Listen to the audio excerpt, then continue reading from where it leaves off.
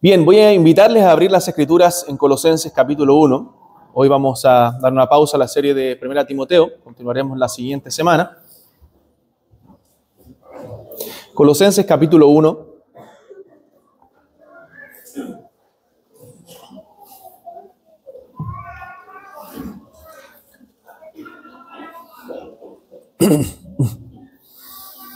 Versículo 15 al versículo 20 vamos a leer. Colosenses capítulo 1, versículo 15 al 20. El libro de Colosenses, o la carta de Pablo a los Colosenses, a la iglesia que estaba en Colosas, es un libro escrito por el apóstol Pablo a una iglesia que probablemente no fundó el apóstol Pablo, sino un hombre de Dios, un siervo de Dios, un colaborador del ministerio de Pablo llamado Epafras. Este siervo del Señor fundó la iglesia creció y a través del mismo Epafras, mientras Pablo estaba en cierto lugar, recibe la información de lo que estaba ocurriendo en la iglesia de Colosas.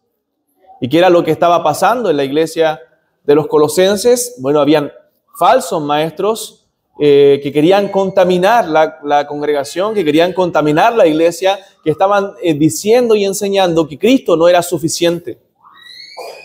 Que además de Cristo, además de conocer al Señor, de ser un creyente, ellos debían tener un conocimiento aún más profundo. Recuerden que dentro de la iglesia del primer siglo, la iglesia primitiva, habían dos corrientes doctrinales que eran erradas. Por un lado estaban los judaizantes, que querían volver a la ley, y lo hablamos la semana anterior en el estudio bíblico, los judaizantes que querían volver a la ley, y otra corriente helénica, más filosófica, que decía que los creyentes debían tener un conocimiento más profundo, aparte de Cristo, para llegar a la verdadera espiritualidad, al verdadero conocimiento de Dios, algo conocido como un pregnosticismo, que se movía dentro de la iglesia primitiva. Entonces estos falsos maestros lo que decían, Cristo no es suficiente, necesitamos a Cristo, sí está bien, pero más ese conocimiento profundo, más ciertos ritos que deben cumplir. Y Pablo en el capítulo 2 detalla cuáles son esas cosas, aún el culto a los ángeles que ellos querían dar a las criaturas y más que al Creador. Entonces, por eso Colosenses es un libro de la Biblia muy cristocéntrico. Pablo habla de Cristo y lo llena de Cristo en toda su carta para que los colosenses entendieran que Cristo es suficiente para el creyente. Que no necesitamos nada fuera de Cristo. Que Cristo es el preeminente por sobre la creación, que Él es el primogénito de la creación, que Él es el primogénito de los muertos, que Él está por encima de todo y Él es aquel que lo llena todo y en todos. Y que nosotros estamos completos en Él y que en Él habita la plenitud de la deidad. Y aún la palabra de Dios, en Colosenses, Pablo le llama la palabra de Cristo, mora en abundancia en vosotros, enseñándoos y exhortándoos unos a otros en toda sabiduría y cantando con gracia en vuestros corazones al Señor con salmos e himnos y cánticos espirituales. Entonces, Colosenses es uno de los libros muy cristocéntricos toda la Biblia es cristocéntrica, pero Pablo enfáticamente para contrarrestar las falsas enseñanzas menciona y habla mucho acerca de Cristo y menciona muchas doctrinas muy importantes para nosotros. Entonces vamos a leer desde el versículo 15 al 20 de este capítulo 1. Dice, Él, hablando de Cristo, viene ya hablando de Cristo el apóstol Pablo en los versículos anteriores, y dice, Él es la imagen del Dios invisible, el primogénito de toda creación, porque en Él fueron creadas todas las cosas, las que hay en los cielos y las que hay en la tierra, visibles e invisibles, sean tronos, sean dominios, sean principados, sean potestades, todo fue creado por medio de Él y para Él. Y Él es antes de todas las cosas, y todas las cosas en Él subsisten. Y Él es la cabeza del cuerpo, que es la iglesia, Él que es el principio, el primogénito de entre los muertos, para que en todo tenga la preeminencia. Por cuanto agradó al Padre que en Él habitase toda plenitud, y por medio de Él reconciliar consigo todas las cosas, así las que están en la tierra como las que están en los cielos, haciendo la paz mediante la sangre de su cruz. Vamos a orar al Señor un momento. Amado Dios, nos dirigimos una vez más delante de su presencia para agradecer, Señor, el privilegio de poder leer su palabra, y le queremos pedir a continuación que podamos ser también hablados, exhortados por ella. Padre, su palabra es poderosa, su palabra es viva y eficaz, su palabra, Señor, convierte el alma, su palabra nos da sabiduría o hace sabio al sencillo, su palabra nos llena de gozo, como dice el Salmo 19, porque alegra el corazón, y nos da luz en nuestro camino, porque es lámpara a nuestros pies, porque alumbra nuestros ojos. Señor, queremos pedirte que tu palabra sea poderosa una vez más el día de hoy, en nuestras vidas, en la vida de esta iglesia, en la vida de todos los que hemos llegado en esta mañana a adorar tu nombre. Gracias, Señor, por tu palabra, y pedimos tu bendición en el nombre de Jesús, nuestro Salvador. Amén. Hermanos, este es uno de los textos tremendos de la Escritura que nos habla acerca de la preeminencia de Cristo, lleno de doctrinas, llenos de verdades importantes, la palabra de Dios acerca de Cristo, acerca del Padre también, y nos habla de esta preeminencia que Cristo tiene por sobre todas las cosas.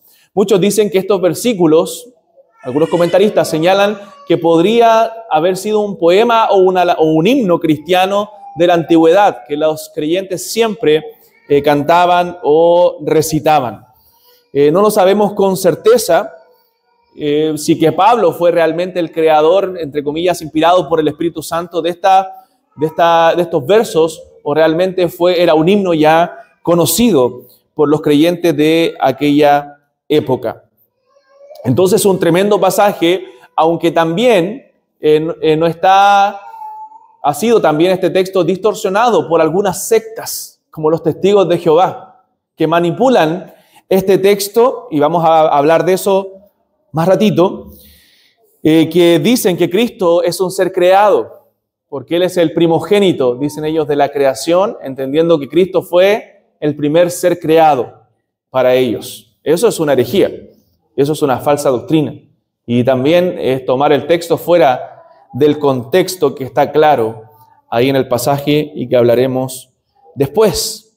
Entonces, maravilloso lo que Pablo está haciendo aquí, evidentemente inspirado por el Espíritu Santo. Él conecta las ideas anteriores de esta oración que estaba haciendo él o que hacían ellos por los colosenses con estos versículos.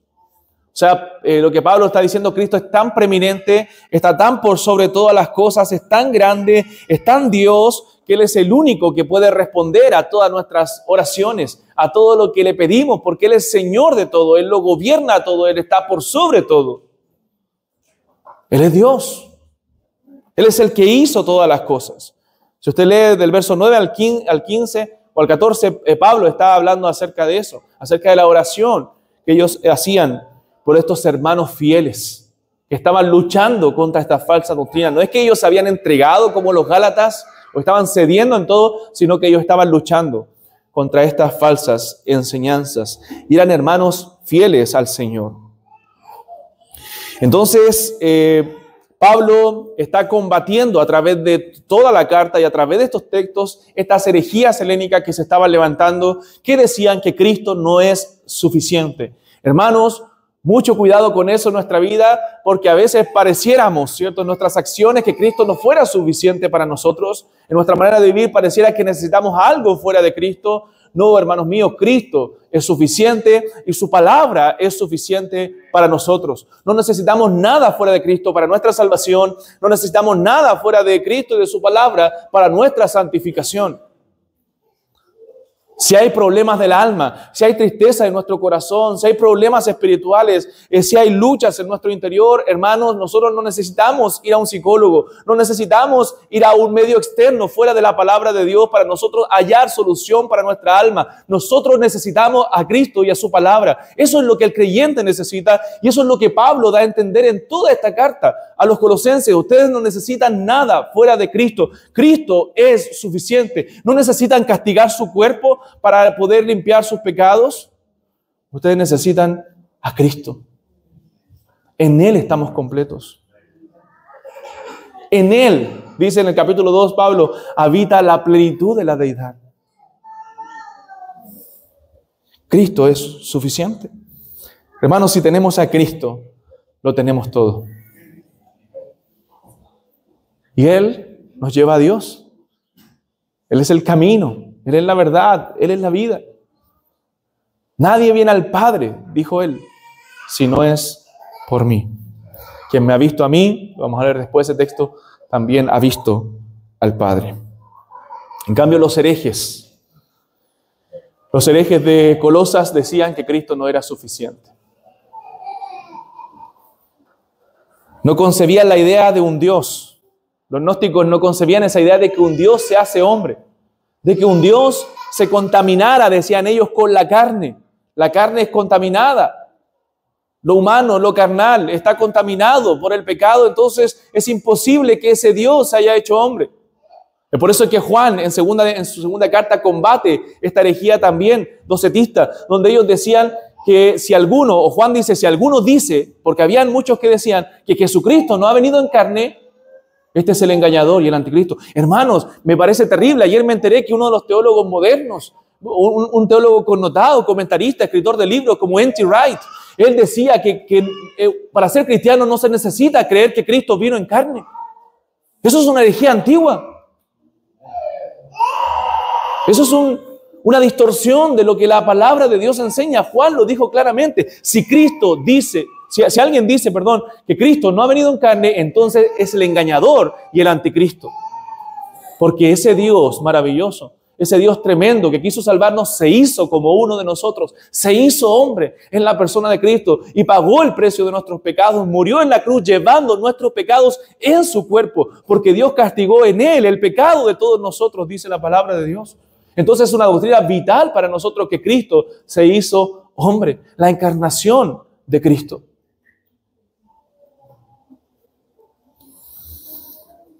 Entonces, siempre las falsas doctrinas van a decir, Cristo no es suficiente.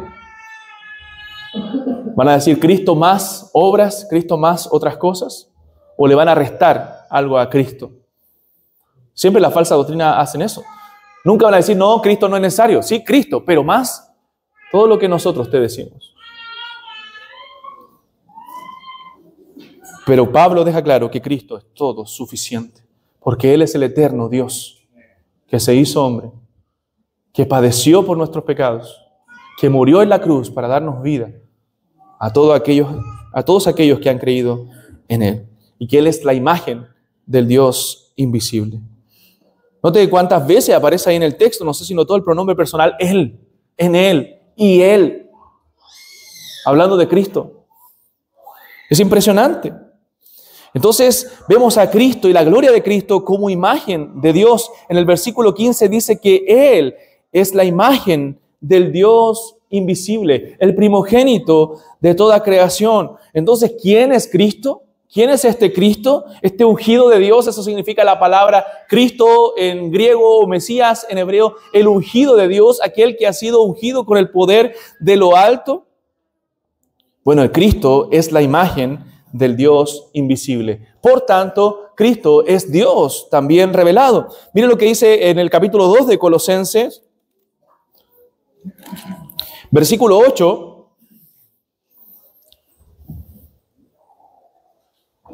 Pablo le dice a los creyentes, mirad con atención, que nadie os engañe por medio de filosofías y huecas sutilezas, según las tradiciones de los hombres, conforme a los rudimentos del mundo. ¿Y qué dice? Y no según Cristo. Y miren lo que dice el verso 9. Porque en Él, en Cristo, habita corporalmente. Pablo enfatiza eso para contrarrestar las herejías. Habita corporalmente toda la plenitud de la deidad. Y vosotros estáis completos en Él, que es la cabeza de todo principado y potestad. No se dejen engañar por estas falsas enseñanzas, por estas sutilezas, por estas herejías, por estas falsas enseñanzas que son según los hombres y no según Cristo. Porque en Él, en este maravilloso Señor, en este maravilloso Cristo, habita corporalmente toda la plenitud de la deidad. Él es verdaderamente Dios, es verdadero Dios y verdadero hombre. Y nosotros, todos nosotros, hermanos, estamos completos en Él. Por eso no hay primera y segunda categoría de creyentes. Eso hacían ver los gnósticos, como que había una primera categoría de creyentes que sí tenía a Cristo, seguía a Cristo, pero había otra que tenía un conocimiento más especial, más profundo de las cosas santas, de las cosas celestiales. Y por eso hay que tener cuidado con todos estos movimientos que hacen parecer una categoría de creyentes. No es que si tú haces esto y hablas en lenguas y tienes ciertas cosas, eres más espiritual. Eso no es correcto. Todos nosotros estamos llenos de Cristo si somos verdaderos creyentes. Y estamos completos en Él. Y no necesitamos nada fuera de Él. Entonces Pablo llena esta carta de Cristo. Por eso hace tan especial y hermosa, a pesar de que toda la Biblia es la palabra de Dios, la carta de Colosenses. Nosotros creemos y enseñamos como cristianos que Dios es uno en esencia y naturaleza. Un Dios que existe por sí mismo, que no necesita nada externo para existir y es completamente autosuficiente, que Él es el eterno creador de todas las cosas, que coexiste en tres personas, en el Padre, en el Hijo y el Espíritu Santo, que es el eterno creador de todas las cosas, como dice el texto, visibles e invisibles. Siendo Él el infinito Dios, invisible, incorpóreo, que no tiene partes, cuerpo ni pasiones, como dice nuestra confesión, es infinito. Pero ese trino Dios, ese bendito Dios que es digno de alabanza, ese Dios es el Dios que nosotros adoramos. Y el Padre, la persona del Padre, se revela, se hace visible a través de la persona del Hijo, de nuestro Señor Jesucristo. Entonces, ese Dios invisible, eterno, se hace visible a través de la segunda persona, que es el Hijo de Dios. Miren lo que dice Hebreos capítulo 1. Voy a leer Hebreos capítulo 1, versículo 1 al 4. Hebreos 1, verso 1 al 4, dice Dios, habiendo hablado muchas veces y de muchas maneras en otro tiempo a los padres por los profetas. O sea, en otro tiempo, en el antiguo pacto, Dios se reveló de muchas formas, a través de sueños, visiones, a través de los profetas, de mensajes directos de parte de Dios, teofanías. De muchas formas Dios se reveló en otros tiempos a los padres por los profetas. En estos postreros días, dice el escritor de Hebreos, nos ha hablado ahora por el Hijo. Ya no nos habla a través de esos medios Dios, sino que Dios nos habla hoy a través del Hijo, a quien constituyó heredero de todo y por quien asimismo hizo el universo, el cual, siendo el resplandor de su gloria y la imagen misma de su sustancia, y quien sustenta todas las cosas con la palabra de su poder, habiendo efectuado la purificación de nuestros pecados por medio de sí mismo, se sentó a la diestra de la majestad de las alturas. O sea, hoy Dios se ha revelado a través de su Hijo. Y su Hijo, dice, es el resplandor de la gloria de Dios. O sea, toda la gloria que nosotros podemos ver en ese gran y soberano Dios, la vemos hoy en su Hijo Jesucristo. Él es el resplandor de su gloria. Hendrickson, comentando este pasaje de Colosenses, él dice, el Dios invisible se ha hecho visible en el Hijo. De tal forma que el hombre puede ver a aquel que es invisible. Y si este Dios existe de la eternidad hasta la eternidad, de aquí se sigue que el Hijo debe ser eternamente la imagen de Dios. Cristo es el eterno Hijo de Dios. Eternamente Él ha reflejado la imagen de Dios. Y la palabra que se usa para imagen en el griego es eikon, de donde viene nuestra palabra ícono.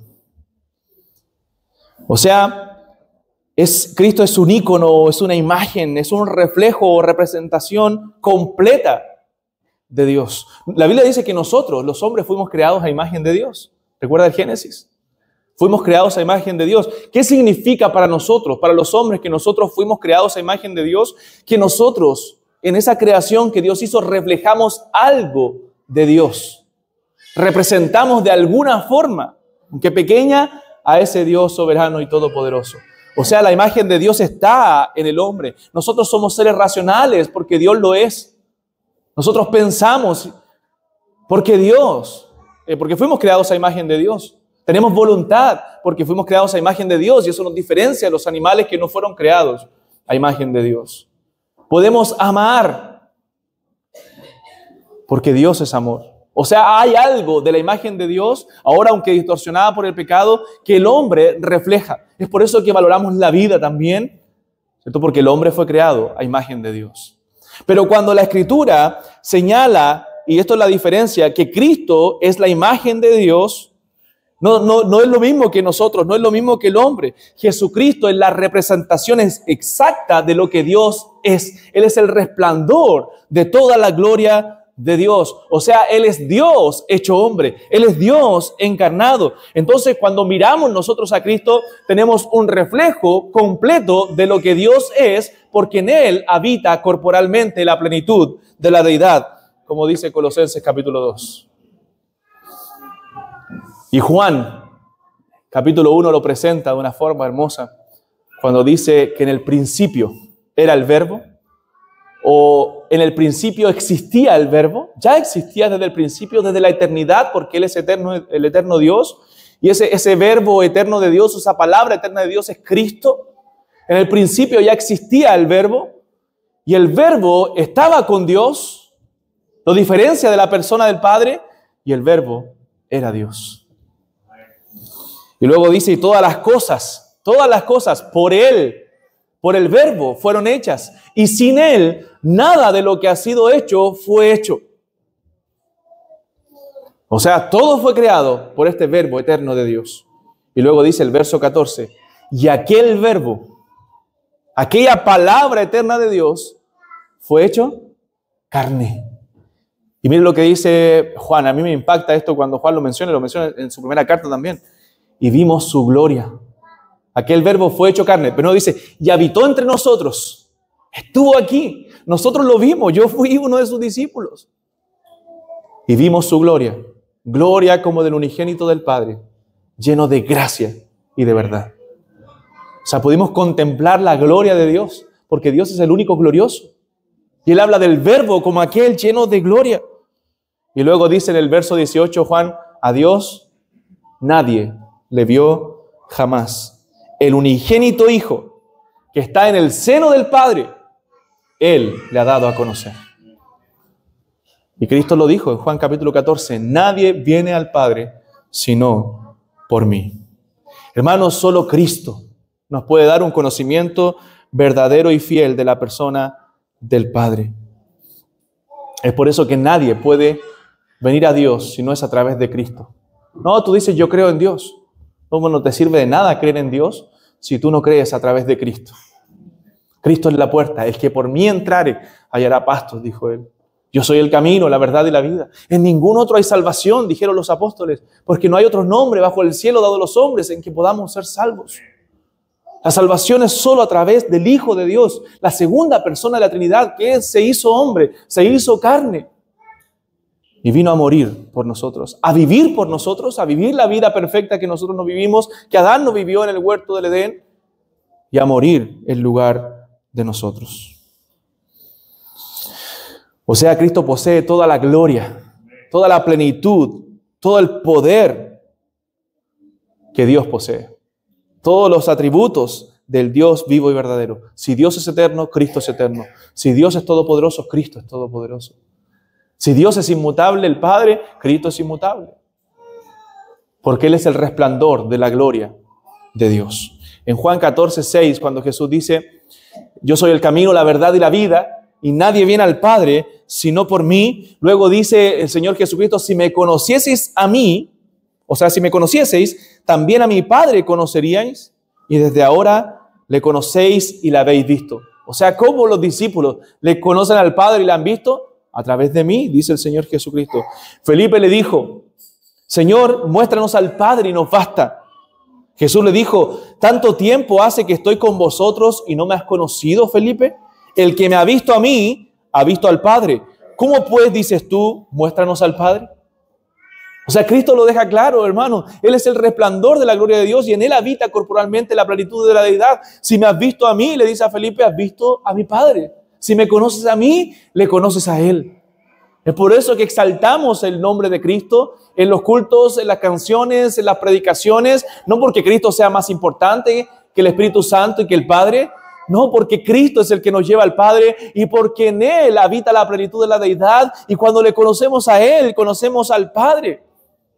Cuando dice en Filipenses capítulo 2, versículo 5, haya pues en vosotros este sentir que hubo también en Cristo Jesús, el cual, siendo en forma de Dios, no estimó el ser igual a Dios como cosa que aferrarse, sino que se despojó a sí mismo, tomando forma de siervo, hecho semejante a los hombres, y estando en la condición de hombre, se humilló hasta la muerte, y muerte de cruz. Pero Él no estimó, dice la Biblia, el ser igual a Dios. Él se humilló haciéndose como uno de nosotros. Temporalmente, y escucha esto, temporalmente veló, no se fue la gloria de Dios de Él, veló su gloria para adoptar una segunda naturaleza, no solamente la naturaleza divina, sino una naturaleza humana.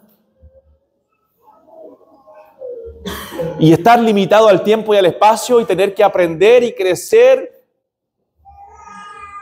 en conocimiento, en sabiduría, cuando Él es un ser divino también que lo conoce todo. Eso es un misterio para nosotros.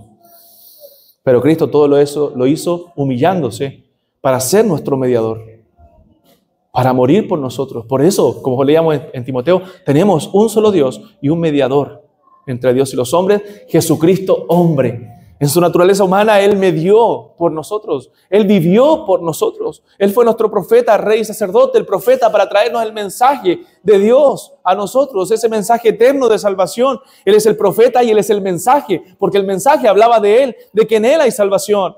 Él es nuestro rey porque viene a gobernar a su pueblo. Él viene a gobernar en nuestros corazones, a gobernar a través de su iglesia, a establecer su reino hasta que lo consume un día cuando regrese por segunda vez. Pero también es nuestro sacerdote porque Él intercedió por nosotros ante Dios. Él se puso entre Dios y nosotros. Pero no solo es el sacerdote, sino también el sacrificio. Porque Él es el Cordero que quita el pecado del mundo. Él es nuestro Señor Jesucristo, verdadero Dios y verdadero hombre. Dice el verso 15 al 17, nos habla de la preeminencia de Cristo en la creación. Bueno, Él es el primogénito, dice el verso 15, de toda creación. Y los testigos de Jehová usan esto para decir, Cristo es el primer ser creado. No, los versos siguientes dejan claro lo que significa esto. ¿Por qué es el primogénito? Si le preguntamos de toda la creación al texto, el verso 16 nos responde, porque en Él fueron creadas todas las cosas, las que hay en los cielos y las que hay en la tierra, visibles e invisibles, sean tronos, sean dominios, sean principados, sean potestades.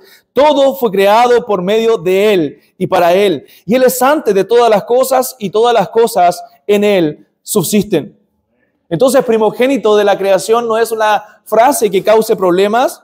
No significa que Cristo fue un ser creado. Es imposible que Pablo dijera eso cuando él estaba contrarrestando todas esas herejías en contra de Cristo. La palabra primogénito en la Biblia no siempre se usa para hablar de alguien como el primer ser creado o primero en creación, sino también se usa para hablar de primero en rango, primero en dominio, primero en autoridad. Por ejemplo, en Éxodo capítulo 4, versículo 22, Dios le manda a decir a Faraón que Israel es su primogénito. Y debemos notar que Israel no es la primera nación en existir. Lo que Dios está diciendo es que Israel es su pueblo especial. Su pueblo que es primero en importancia.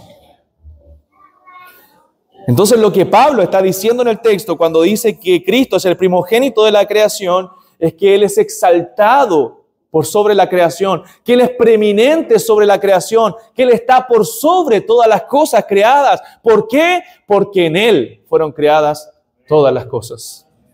Todo fue creado por medio de Él y para Él. Él está por sobre todo. Él es Señor de la creación. Eso está diciendo el texto. Él es el unigénito de Dios. Como dicen los credos antiguos, Él es engendrado eternamente del Padre. La confesión, los credos hacen notar que es engendrado, pero no creado. La confesión de fe dice que es engendrado, pero no creado. Engendrado no significa que Cristo es creado. Él no es un ser creado, Él es eterno, pero Él es engendrado de su Padre. En otras palabras, en palabras más humanas, que no describe la realidad, pero en palabras humanas podemos decir que todos los genes de Dios se los dio a su Hijo. Él es el resplandor de la gloria de Dios. Todo lo que vemos en Dios, lo vemos en Cristo, porque Él es engendrado eternamente del Padre. Entonces Cristo es exaltado por sobre todas las cosas. Cristo es preeminente, Cristo es superior, es más elevado y sublime que cualquier cosa creada, porque en Él, en Cristo, fueron creadas todas las cosas. Fueron creadas por medio de Él, dice, y para Él. Note, dice, visibles e invisibles, y todo en Él subsiste. ¿Por qué Pablo hace énfasis a lo invisible? A las cosas que nosotros no vemos, a ese reino espiritual, porque los falsos maestros, en el capítulo 2 o 3, le están diciendo a los creyentes que debían dar culto a los ángeles. Pero Pablo dice, aún lo invisible, todo es creado por medio de Él y para Él. No debemos dar culto a los ángeles, sino a aquel que es preeminente sobre la creación. A aquel que es Señor sobre los ángeles, Cristo. Entonces ellos estaban dando culto a los seres creados, a las cosas creadas. Mire, verso 16, aquí nos señala un poco lo que estaban haciendo los falsos maestros de Colosas. Dice, por tanto, nadie os juzgue en comida o en bebida en cuanto a días de fiesta, luna nueva o días de reposo. O sea, estos falsos maestros querían llenarlos de nuevas celebraciones que la Biblia no mandaba, o privar a la gente de comer cosas que la Biblia no prohibía comer. Todo lo cual es sombra de lo que ha de venir, pero el cuerpo es de Cristo. Nadie os prive, le dice el apóstol Pablo, verso 18, de vuestro premio, afectando humildad y culto a los ángeles, entremetiéndose en lo que no ha visto, vanamente hinchado por su propia mente carnal, y no haciéndose de la cabeza, en virtud de quien todo el cuerpo, nutriéndose y uniéndose por las coyunturas y ligamentos, crece con el crecimiento que da Dios. O sea, no se dejen llevar y nadie los prive de lo que realmente el Señor ha mandado. No nos prive de cosas que el Señor ha santificado, de las cuales podemos tomar con libertad de conciencia, siempre con temor de Dios. Pero tampoco nadie los lleve a usted a dar culto a los ángeles o a las cosas creadas, y no uniéndose a la cabeza que es Cristo. Cristo es la cabeza y Dios da crecimiento cuando estamos unidos a la cabeza. Hermano, el cuerpo de Cristo debe estar unido a su cabeza. Y la cabeza es Cristo. Si nuestra mano está cortada del cuerpo, entonces no va a ser útil. Para que haya crecimiento, para que haya unidad, para que haya simetría, debemos estar unidos a la cabeza. Y esa cabeza es Cristo. Cristo es el que gobierna a su iglesia. Cristo es cabeza de la iglesia. Entonces, hermanos, Él tiene toda autoridad, Él tiene todo dominio, todo derecho sobre la creación. Por Él todas las cosas subsisten, o sea, el mundo es sustentado por Él, el mundo tiene forma, el mundo se mantiene, el mundo tiene consistencia por Cristo.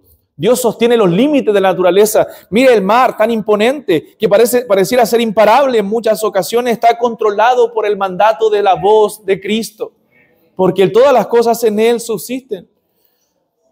El hecho de que la tierra no se inunde, hermanos, es el poder sustentador de Cristo. Es la providencia divina. Desde el pez más pequeño, desde el pajarillo más pequeño, hasta el más grande, es alimentado por la mano de Cristo. Eso dice la Biblia en Mateo capítulo 6. Jesús mismo lo dijo, nuestro Padre Celestial las alimenta. Dios sostiene a su creación. Entonces, Él es antes de todas las cosas. Dice, ¿cómo nosotros, Pablo le está diciendo a los colosenses, cómo van a adorar lo creado? ¿Cómo van a adorar seres angelicales si Él, Cristo, es antes de todas las cosas? Y todas las cosas en Él subsisten. Cristo es el eterno, Cristo es el glorioso, el preeminente sobre toda la creación. Él es el principio y es el final. Él es el sustentador de todas las cosas, de todo el universo. O sea, todo encuentra orden, armonía y propósito en Cristo. En Cristo. En Él todo subsiste. Cristo es el arquitecto de la creación, de las cosas visibles y de las cosas invisibles, de ese reino espiritual que nosotros no vemos, pero Cristo es preeminente. Él está por sobre todo. Y todo es por Él y para Él. Dios, dice la Biblia, le pone nombre a cada estrella. Y Él es el motivo. Note, lo que nos está haciendo ver el texto, que Cristo es el motivo por el cual fueron hechas todas las cosas.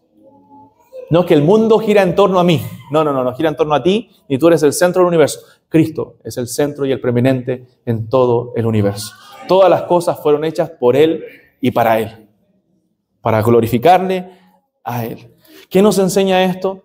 Bueno, nos enseña, hermanos, lo que hemos dicho muchas veces.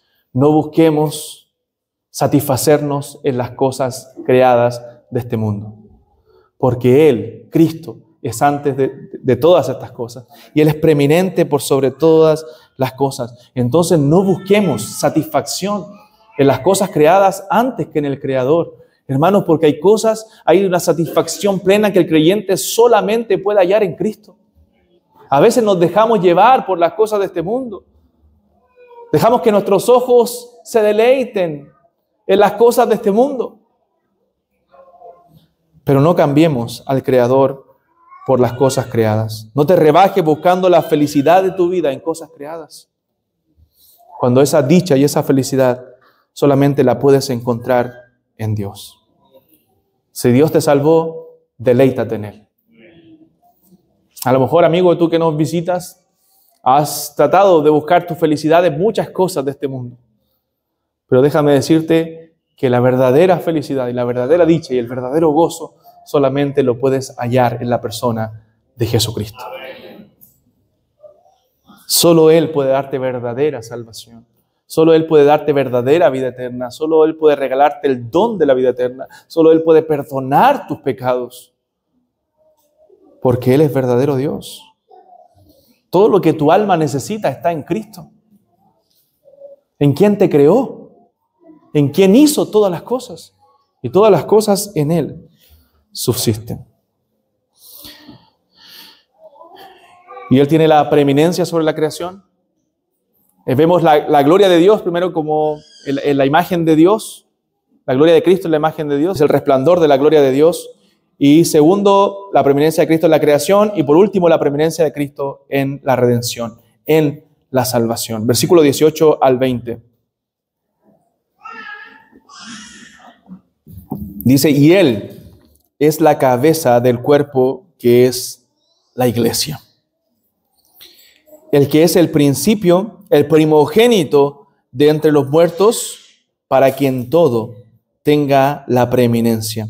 Por cuanto agradó al Padre que en Él habitase toda plenitud, y por medio de Él reconciliar consigo todas las cosas, así las que están en la tierra como las que están en los cielos, haciendo la paz mediante la sangre de su cruz. O sea, Cristo es preeminente sobre todo, sobre la creación. Él es el resplandor, la imagen misma de la gloria de Dios, pero Él también es preeminente en la salvación, en la redención del hombre. Dice el texto en el verso 18 que Él es cabeza de la iglesia. ¿Qué decían los falsos maestros contrarrestando eso? Cristo no era suficiente para ustedes. Cristo no lo es todo para ustedes. Busquen ese conocimiento más profundo que ustedes necesitan. Pero Pablo le dice, Cristo es la cabeza y el cuerpo se mueve de acuerdo a lo que la cabeza diga. Y así es la iglesia de Cristo. Nosotros estamos sujetos a Él. Él es nuestra cabeza y nosotros somos su cuerpo. Entonces, si queremos tener una vida espiritual estable, si queremos tener una vida espiritual sana como iglesia, si queremos crecer como iglesia sanamente, debemos depender absolutamente de Cristo. Debemos acudir a Cristo, porque sin Él o separados de Él, como dice Juan en capítulo 15, nada podemos hacer. Cristo tiene la preeminencia, hermanos míos. O sea, Él es el primogénito, también dice el texto ahí, de los muertos. Él es el primogénito de los muertos. Él tiene la llave de la vida y de la muerte, y eso es a través de su resurrección. Él tiene la preeminencia sobre los muertos, porque un día resucitaremos nosotros como Cristo. Resucitaremos con el cuerpo de Cristo. Un cuerpo glorificado. Él venció la muerte para que nosotros también tengamos vida después de la muerte. O sea, Él es Señor sobre la salvación, sobre la redención del hombre. Mire el versículo 18 nuevamente dice, y Él es la cabeza del cuerpo, que es la iglesia, el que es el principio, el primogénito de entre los muertos, para que en todo tenga la preeminencia, por cuanto agradó al Padre que en Él habitase toda plenitud. O sea, Cristo siempre tiene la preeminencia en todas las cosas, no solamente los domingos, hermanos, en el día del Señor, en el culto, sino Él siempre, en nuestra vida, Él siempre debe tener la preeminencia. Entonces, ¿cómo debemos vivir nosotros? Bueno, debemos vivir de tal forma que Cristo luzca glorioso. Que Cristo luzca glorioso en nuestra vida, que se note que realmente Él gobierna mi vida, que se note que Él realmente tiene la preeminencia y que Él tiene soberanía sobre nosotros. Porque Él es verdadero Dios, Él es perfecto Dios, es todo Dios y en Él habita la plenitud de la deidad. Y el verso 20 dice que, y por medio de Él, reconciliar consigo todas las cosas, así las que están en la tierra como las que están en los cielos, haciendo la paz mediante la sangre de su cruz. O sea, en la cruz del Calvario, a través de la obra de Cristo, se establecieron las bases para una paz duradera. Para una paz duradera y permanente en el universo. Y miles, cientos, millones de creyentes van a ser traídos a la fe de Cristo, han sido traídos y serán traídos mediante la sangre de su cruz. Dice Hendrickson, comentando este pasaje nuevamente, lo cito, dice, el pecado ha arruinado el universo, ha destruido la armonía que había entre una criatura y otra, y también la que había entre todas las criaturas y su Dios. Sin embargo, por la sangre de la cruz, el pecado en principio ha sido vencido. Las demandas de la ley han sido satisfechas y su maldición ha sido sufrida. Por consiguiente, la armonía ha sido restaurada. Por medio de Cristo y su cruz, el universo es devuelto o restaurado a su adecuada relación con Dios, en el sentido de que Cristo fue exaltado a la diestra del Padre como recompensa a su obediencia. Desde esa posición de autoridad y poder, gobierna todo el universo para el provecho de su iglesia y la gloria de Dios. Y un día, cuando Él regrese, cuando Él vuelva, ya todo el mal será subyugado por aquel que tiene la preeminencia. Y como dice la Escritura, todos sus enemigos serán puestos por estrado de sus pies. Decíamos el día jueves, hablando de un poco de escatología y de lo que sucede con el hombre después de la muerte en el estado intermedio. Decíamos un poco que, hablando de este mundo, que desde la venida de Cristo, en las palabras de algunos teólogos, este mundo, esta era, este siglo, ya está embarazado del siglo venidero. Pronto dará luz. Ya el pecado ha sido subyugado desde que Cristo vino a este mundo y murió en la cruz por nosotros. Pero un día vendrá a consumar su reino, un día pondrá a Él a todos sus enemigos por estrado de sus pies, pero desde ya los creyentes en Cristo podemos disfrutar de adelantos del siglo venidero, de adelantos de lo que será el cielo. Cuando estamos los domingos congregados adorando al Señor, adorando a Cristo, entonces nosotros estamos disfrutando de un adelanto, hermanos, del siglo venidero. Entonces adoramos nosotros a aquel que es preeminente en la creación, aquel que es preeminente en la redención, aquel que es el resplandor de la gloria de Dios. Entonces, para nosotros Cristo no es una opción más, Cristo no es un camino más, como decían los falsos maestros. Cristo es el eterno Dios y Cristo es el centro del universo. Entonces, ¿qué llamado nos hace Pablo en el libro de los Colosenses? A ver a Cristo como lo más supremo, como lo más glorioso, como lo más bello, como lo más necesario y suficiente para nuestra vida. Y todo lo demás del mundo debe palidecer delante de su presencia.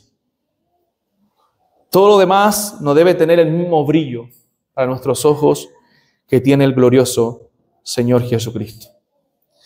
Si ustedes leen la carta de Santiago, en una ocasión Santiago les dice a los creyentes eso.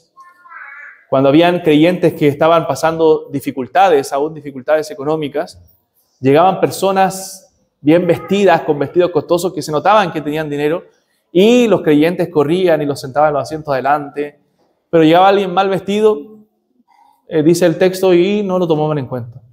Y luego Santiago les dice que el que brille en ellos sea el glorioso Señor Jesucristo. O sea, que no brillen las cosas de este mundo, que no brille la plata, el oro, sino que en nuestros ojos brille la luz del glorioso Señor Jesucristo. Porque no hay nada más glorioso que Él. Todo lo demás palidece delante de su presencia, porque Él es lleno de gloria. Como dijo Jonathan Edwards, dijo: Cristo es infinitamente superior a todos los reyes y príncipes del mundo, porque Él es la imagen del Dios invisible y su gloria excede toda gloria creada. John Stott dijo lo siguiente: si Cristo es el Señor de toda la creación y el Redentor de todo lo que ha caído, entonces no hay rincón de la vida que no deba rendirse ante su autoridad. Finalmente, hermanos, la pregunta final de aplicación es: ¿qué lugar tiene Cristo en tu vida? ¿Qué lugar tiene Cristo en tu corazón? ¿Gobierna Cristo tus deseos? ¿Gobierna Cristo tus decisiones? ¿Gobierna Cristo tu mente? ¿Está reinando y gobernando este Dios hecho hombre en tu matrimonio, en tu familia, en tu adoración, en tu uso del tiempo, en tu servicio? Porque Cristo es suficiente en tu alma. Debe ser suficiente para ti. Debes doblar tus rodillas ante aquel que tiene la preeminencia. Y si tú no has conocido a Cristo, bueno, te digo con urgencia, doblega tus rodillas delante de Él. Porque Él es digno de adoración. Porque Él es verdadero Dios y Él es el único que puede darte el perdón de tus pecados. Rinde tu corazón, rinde tus planes a Él, rinde tu orgullo a Él, rinde tu pecado a Él. Porque solamente Él puede darte la salvación que tú necesitas. Entonces, con gozo delante de Él y con temor, rindamos adoración a Cristo, porque Él es digno de recibirla. Cristo es el preeminente y Cristo merece, hermanos, nuestra adoración. Vamos a orar.